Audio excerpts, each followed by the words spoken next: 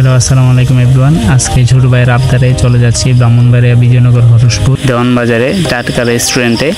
সবাই আমাদের সাথেই থাকুন। বাড়ি থেকে রওনা দিয়ে হাঁটতে হাঁটতে চলে গেলাম আমাদের মেইন রাস্তার মধ্যে, কিন্তু রাস্তায় এসে দেখি একটাও গাড়ি নেই। দুঃখের বিষয়, এখন গাড়ির জন্য অপেক্ষা করতেছি। ছোট ভাই এদিক ওদিক তাকাইতেছে কিন্তু একটাও গাড়ি নেই, কারণ আমাদের এই বরচাল গ্রামের এই রাস্তা দিয়ে সহজে গাড়ি পাওয়া যায় না, তো এই জন্যে আমাদেরকে মাঝে মধ্যে প্রাইভেট জেট ভাড়া করতে হয়। कैसा लगा मेरा मजाक? কিন্তু দুঃখের বিষয়, এই গরমের মধ্যে আমি ঘামতে ঘামতে অবস্থা পুরাই খারাপ, কিন্তু গাড়ি আসতেছে না। रहा नहीं जाता, तड़प ही ऐसी है ना। অবশেষে অনেক কষ্টের পরে একটি প্রাইভেট জেট ম্যানেজ করছি, কিন্তু যে রাস্তা, এই রাস্তাতে প্রাইভেট জেট চলা অসম্ভব।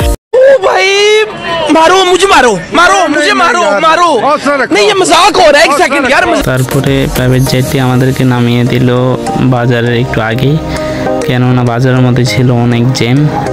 বিশেষ করে আজকে ছিল বাজার বার, এই জন্য আরও জ্যামটা একটু বেশি। কি আর করার, এখন হাঁটতে হাঁটতে আরও প্রায় 2 মিনিটের মতন রাস্তা আমরা হাঁটতে হাঁটতেই যাচ্ছি। যতই যাচ্ছি দেখি জ্যামটা অনেক লম্বা ছিল, অনেক দূর থেকেই জ্যামটা লাগে আছে। এটা হচ্ছে আমাদের Nidarbad union high school and college. এটা ঠিক পাশেই হচ্ছে টাটকা রেস্টুরেন্ট। রেস্টুরেন্টের বাইরের লুকটা হচ্ছে এরকম, দেখেন আপনারা।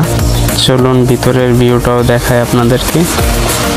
আমি অলরেডি ঢুকে গেছি। দেখেন এদিকে অনেক সুন্দর একটি বসার জায়গা করে দিছে। আবার যারা ফ্যামিলি নিয়ে আসতে যাচ্ছেন তাদের জন্য ওনারা আবার কেবিনের ব্যবস্থা করে রেখেছে। আর ভিতরের ডেকোরেশনটা অনেক সুন্দর। আর এটা হচ্ছে ওনাদের ক্যাশ কাউন্টার। আর এদিকে সুন্দর একটি ছবি তোলার জন্য ওনারা ব্যবস্থা করে দিয়েছে। এখন আমরা বসি, দেখি কি খাওয়া যায়, তাদের খাবারের মেনুতে কি কি আছে। আর এদিকে আমি দেখতেছি আমার চুলগুলো সব ঠিকঠাক আছে কিনা। আর এইদিকে ওনাদের ছবি তোলাই শেষ হচ্ছে না, ভাবতেছি আমরাও ছবি তুলবো। ছোটো ভাই বলতেছে যে 2-3টা ছবি তুলে দিবে আমাকে, তাই আমরা আগে মেনু দেখতেছি, কারণ খাবারটা অর্ডার দিয়ে তারপরে আমরা কয়েকটা ছবি তুলবো। এই যে দেখতে পাচ্ছেন আপনারা মেনু, এর মধ্যে সব কিছু আছে।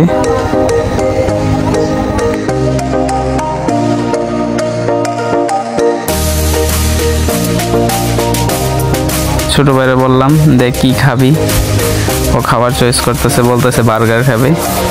তারপরে হোটেলের এক ভাইয়াকে ডাক দিলাম, ডাক দিয়ে বার্গারের কথা বললাম, কিন্তু ওনারা বলতেছে যে এখনো বার্গার চালু হয় নাই।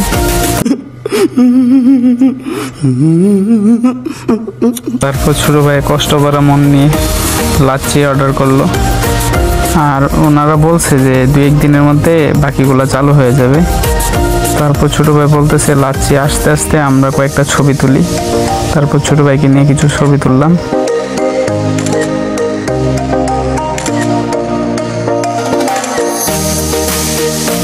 তারপরে ফিরে আসলাম, দেখলাম আমাদের লাচ্ছি হাজির।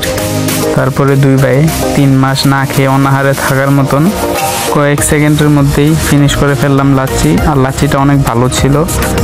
শুধু তো লাচ্ছি গেলে হবে না, তাই ছোটো ভাই বললো ফালুদা খাবে। হোটেলের এক ভাইকে ডাক দিয়ে বললাম ফালুদার কথা। তারপরে ওনারা বলতেছে যে তাদেরকে 20 মিনিট সময় দেওয়ার জন্য। তারপর শুরু হলো অপেক্ষার প্রহর। অপেক্ষা করতে করতে প্রায় 30 মিনিটের উপরে হয়ে গেছে, কিন্তু এখনো ফালুদা আসতেছে না। আর আপনাদের সবাইকেই বলি, কারণ এখানে আসলে একটু সময় নিয়ে আসবেন, কেননা ওনাদের টাটকা নামটার পেছনে কিন্তু একটাই রহস্য আছে। ওনারা সবসময় টাটকা খাবার দেওয়ার চেষ্টা করে, তাই আপনারা একটু সময় নিয়ে আসবেন যাতে ওনারা এটা তৈরি করতে একটু সময় নিতে পারে। কিন্তু আমাদের তো আর অপেক্ষার প্রহর শেষ হচ্ছে না। আমরা অপেক্ষা করতে করতে পুরা বেহাল অবস্থা আমাদের। দীর্ঘ অপেক্ষার পর চলে এলো আমাদের স্পেশাল ফালুদা। ফালুদাটা দেখতে আসলে একটু সুন্দর ছিল, ইউনিক ছিল। এখন দেখি শুধু দেখতেই সুন্দর নাকি খেতেও ভালো। সত্যি কথা বলতে ওনাদের ফালুদাটাও অনেক ভালো ছিল। তাদের দাম অনুযায়ী খাবারের মানটা অনেক ভালো ছিল। আপনারাও আসতে পারেন, কিন্তু আসলে একটাই কথা, আপনারা একটু সময় নিয়ে আসবেন।